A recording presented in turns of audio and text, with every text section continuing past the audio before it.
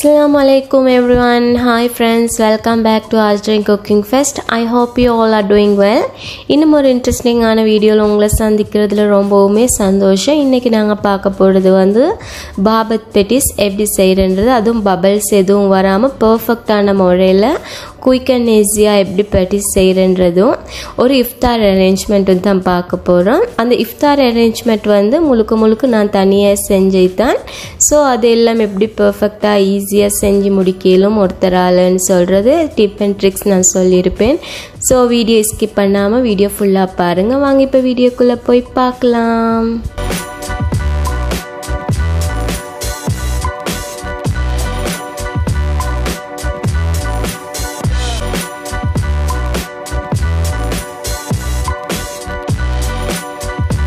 First வந்து நாங்கள் பெட்டிஸில் keema ready பண்ணுறதுக்கு பாபத்தை அவிச்சு எடுக்கணும். ஸோ நான் இதை வந்து 40 மினிட்ஸ் வந்து ப்ரெஷர் குக்கரில் போட்டு நல்லா பஞ்சு மாதிரி வேக வச்சு எடுத்துக்கிறேன். பாருங்கள், பார்க்கவே ரொம்பவே சாஃப்டாக இருக்குது. இதை வந்து நான் சின்ன சின்ன துண்டுகளாக கட் பண்ணிட்டு தான் நான் இந்த பெட்டிஸ் கீமாலாம் ஆட் பண்ண போகிறேன். நீங்களும் இந்த பாபத் சேர்த்து செய்கிறதா இருந்தால் இது மாதிரி சின்ன சின்ன துண்டுகளாக கட் பண்ணி எடுத்துக்கோங்க. அண்ட் நான் வந்து இந்த பாபத்தில் வந்து இன்னொரு ரெசிபி செய்ய போகிறேன். அது எப்படின்னு சொன்னாக்கா, எங்களோட அபுட ஷோர்ட்டிஸ் கடையில் வந்து பாபத் நுரையீரல் வந்து நல்ல ஒரு ஹிட்டான ஒரு ரெசிபி. ஸோ நான் அதையும் உங்களுக்காக நான் காட்ட போகிறேன். அதில் வந்து பாபத்தை வந்து ஒரு 4 துண்டு மாதிரி ஒரு கணக்கான சைஸில் நான் காட்டுற மாதிரி கட் பண்ணி எடுத்துக்கோங்க. எடுத்துகிட்டு நான் அதை எப்படி ஃப்ரை பண்ணணும், எந்த அளவு ஃப்ரை பண்ணணும்னு சொல்கிறேன் வீடியோ லீக்கிறேன். ஸோ நீங்கள் வீடியோ ஃபுல்லாக ஸ்கிப் பண்ணாமல் பாருங்கள், அப்போ உங்களுக்கு புரிஞ்சுக்கலும். இப்போ நான் வந்து பெட்டிஸ்க்கு தேவையான கீமா ரெடி பண்ண போகிறேன். அதுக்கு 2-3 டீஸ்பூன் அளவு ஆயில் சேர்த்துட்டு மஸ்டர்ட் சீட் போட்டுக்கொள்கிறேன். நெக்ஸ்ட் வந்து கடுகு போட்டதுக்கு பின்னால் ஜிஞ்சர் கார்லிக் பேஸ்ட் போட்டிக்கிறேன். நான் இந்த ஜிஞ்சர் கார்லிக் பேஸ்ட் எப்படி செய்கிறேன்றது வந்து நான் உங்களுக்கு டிஸ்கிரிப்ஷனில் லிங்க் கொடுக்குறேன். வேணும்னு நினைக்கிறவங்க செக் பண்ணி பாருங்கள். அதுக்கப்புறம் கறிவேப்பிலையும் போட்டு நல்லா பொடிஞ்சு வந்ததுக்கப்புறம் நாங்கள் வந்து சாப் பண்ணி வச்சுக்கிற வெங்காயத்தை சேர்த்திக்கொள்ளுவோம். அதையும் நல்லா மிக்ஸ் பண்ணி விட்டு அந்த ஆயிலில் நல்லா வதங்க வச்சிட்ருவோம். அதுக்கப்புறம் வந்து நான் வந்து க்ரீன் சில்லி 1, ரெட் சில்லி 2 சேர்த்தி கொண்டிக்கிறேன். அண்ட் பெப்பர் பவுடர், கொஞ்சமாக சால்ட், டர்மரிக் பவுடர் இதெல்லாம் சேர்த்துட்டு நாங்கள் மிக்ஸ் பண்ணி விட்டுருவோம். இதையும் நல்லா மிக்ஸ் பண்ணி அந்த ஆயிலில் கொஞ்சமாக ஃப்ரை ஆக விட்டுட்டு அதுக்கப்புறம் நாங்கள் வந்து இந்த பாபத்தை ஆட் பண்ணி விட்டுருவோம். அந்த பாபத்து வந்து ஆல்ரெடி வெந்திக்கிறதுனால மறுபடியும் அந்த ஆயிலில் ஃப்ரை ஆகிறதுக்கு எதுவும் நான் வைக்கல. ஸோ நான் டிரெக்டாகவே அந்த கீமாவில் நான் வந்து ஆட் பண்ணிக்கொள்கிறேன். நெக்ஸ்ட் வந்து மேஷ் பண்ணி வச்சுக்கிற அந்த உருளைக்கிழங்கையும் சேர்த்து நாங்கள் இந்த கீமாவை நல்லா மிக்ஸ் பண்ணி விட்டுருவோம். மிக்ஸ் பண்ணி விட்டுட்டு ஸ்டவ்வில் வந்து 5 to 10 மினிட்ஸ் வரைக்கும் நாங்கள் வச்சுட்டு அதுக்கப்புறம் நாங்கள் ஸ்டவ் ஆஃப் பண்ணி ஒரு பவுலுக்கு சேஞ்ச் பண்ணி கொள்ளுவோம். இது சரியாக 10 மினிட்ஸ்க்கு அப்புறம் நான் ஸ்டவ் ஆஃப் பண்ணிவிட்டு இப்போ நாங்கள் வந்து பெட்டிஸ்க்கு தேவையான அந்த டோ எப்படி ரெடி பண்ணுறன்றதை பார்த்துடுவோம். அதுக்கு வந்து நான் மெஷரிங் கப்பில் 3 கோதுமை மாவு நான் சேர்த்து கொண்டிருக்கிறேன். 3 டீஸ்பூன் அளவு பட்டர் சேர்த்திக்கிறேன். கொஞ்சமாக உப்பு சேர்த்துட்டு இது நாங்கள் நல்லா மிக்ஸ் பண்ணிவிடுவோம். இது வந்து நாங்கள் நல்லா மிக்ஸ் பண்ணதுக்கு பின்னால் இதில் டெக்ஸ்சர் வந்து அந்த நாங்கள் கைக்கு பிடிச்சா அந்த ஒரு அமைப்பில் வரணும். ஸோ அதே மாதிரி நீங்களும் பார்த்து செய்யுங்க. செஞ்சதுக்கப்புறம் வந்து நாங்கள் இதில் வந்து கொஞ்சம் கொஞ்சமாக தண்ணியை சேர்த்து இதை வந்து நாங்கள் நல்லா பிசைஞ்சு எடுத்துடுவோம். நிறைய பேர் சொல்லக்கூடிய ஒரு விஷயம்தான், நாங்கள் பெட்டிஸ் செஞ்சோம்னு சொன்னாக்கா அது வந்து 1 ஹவருக்கு அப்புறம் கிறிஸ்பி இல்லாமல் போயிட்டு வாடி போயிட்டுரும். அது வந்து அந்த பார்க்குறதுக்கு அழகு இல்லாமல் ஒரு பர்ஃபெக்ட் இல்லாத ஒரு பெட்டிஸாக இருக்கும்னு சொல்லி அது வந்து நாங்கள் வந்து செய்யக்கூடிய விஷயம் வந்து என்னென்னா, நாங்கள் இந்த பிசைஞ்சு எடுக்கக்கூடிய இந்த டோவில் தான் அந்த பர்ஃபெக்ட் ஃபுல்லாகவே நாங்கள் எடுக்கணும்.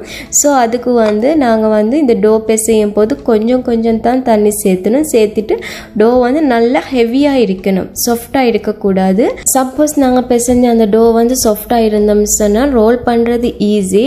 ஆனால் அது வந்து நாங்கள் ஃப்ரை பண்ணதுக்கு பின்னால் பபிள்ஸ் வரும். அதோட சேர்த்து பார்த்தீங்கன்னு சொன்னால் 1 ஹவருக்கு அப்புறம் அது வாடி போய்ட்டுரும்.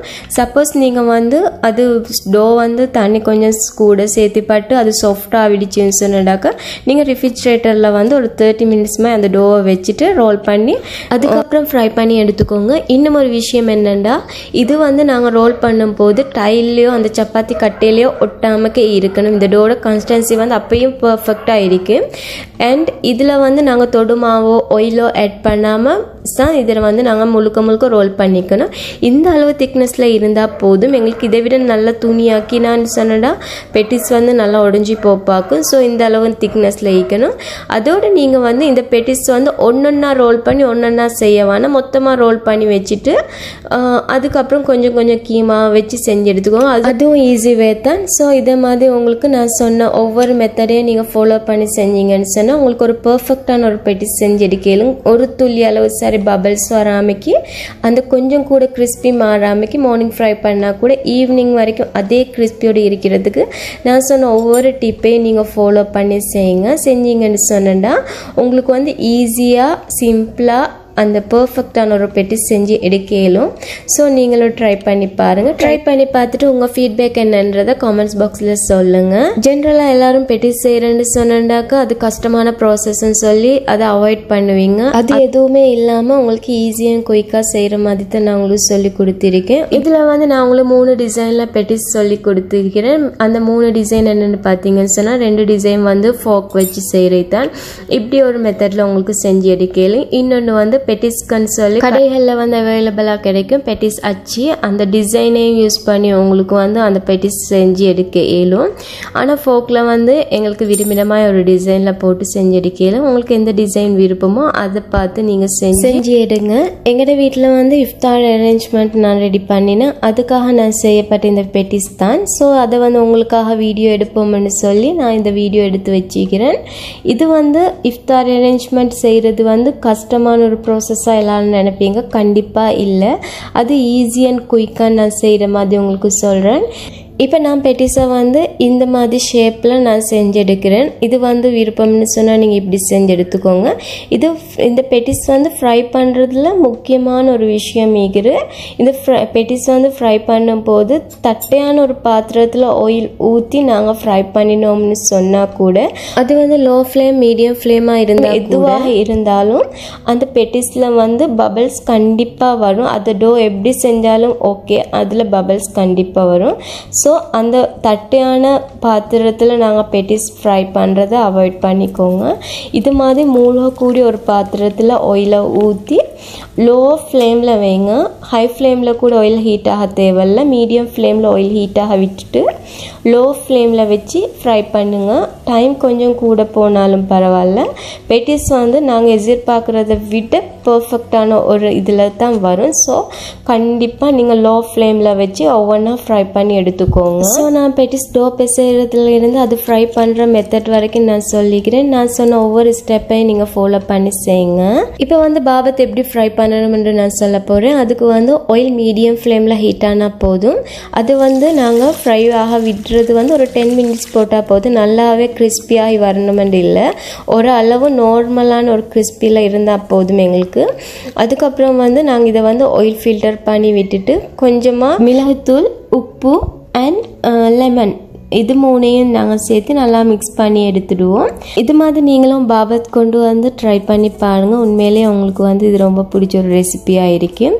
ஸோ இதை வந்து நீங்களும் ட்ரை பண்ணி பார்த்துட்டு இதில் ஃபீட்பேக் என்னன்றதை நீங்கள் காமெண்ட்ஸில் சொல்லுங்கள். அவ்வளோ டேஸ்ட்டாக இருக்குது. இப்போ பெட்டிஸை பாருங்கள், நல்லா கிறிஸ்பியாக நல்லா முறுமுறுன்னு இருக்குது. அதோடு சேர்த்து ஒரு பபிள்ஸ் சரி வரல. நான் சொன்ன ஒவ்வொரு ஸ்டெப்பையும் நீங்கள் ஃபாலோ பண்ணி செஞ்சீங்கன்னு சொன்னால் இது மாதிரி உங்களுக்கும் ஒரு பர்ஃபெக்டான ஒரு பெட்டிஸ் செஞ்சு எடுக்கலும்.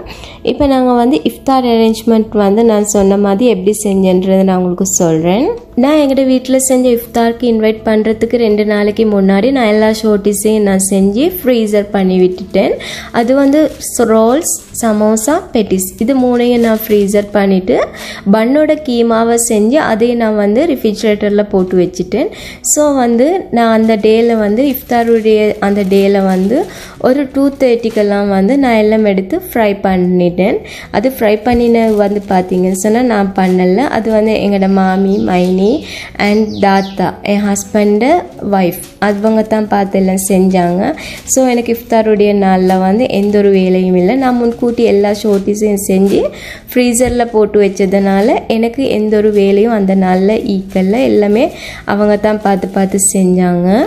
அது வந்து உங்களுக்கும் ஈஸியாக உங்களுக்கும் ஒரு இஃப்தார் செய்கிறதா இருந்தேன்னு சொன்னால் குயிக்காக ஈஸியாக சிம்பிளாக செஞ்சு முடிச்சிட்டேலும் நான் அந்த டேயில் வந்து பன் மட்டும்தான் நான் செஞ்சேன்.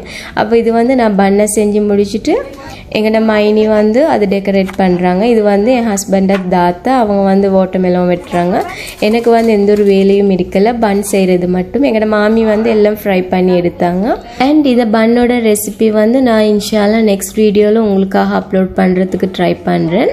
நான் ஏன் இந்த இஃப்தார் அரேஞ்ச்மெண்ட்டை உங்களுக்காக வீடியோ அப்லோட் பண்ணுற ரீசன் வந்து நிறைய பேர்த்துக்கு வந்து இஃப்தார் அரேஞ்ச் பண்ணணும், ஆனால் எப்படி செய்கிற, என்ன பண்ணுற, எவ்வளோ வேலை இருக்கும், நிறைய கஷ்டம் இப்படின்னு சொல்லி யோசிப்பீங்க. அது எதுவும் இல்லாமல் சிம்பிளாக செய்கிற மாதிரி தான் நான் உங்களுக்கு சொல்லி கொடுத்துக்கிறேன். அந்த இஃப்தார் நாளில் கூட எங்களை வீட்டிலேயே செஞ்சால் கூட எங்களுக்கு எந்த ஒரு வேலையும் இல்லாத அளவுக்கு தான் இருக்கும். ஸோ இதே மாதிரி நீங்களும் ட்ரை பண்ணுங்கள். இஃப்தார் ஒன்று உங்களுக்கும் அரேஞ்ச் பண்ணிக்க இயலும்.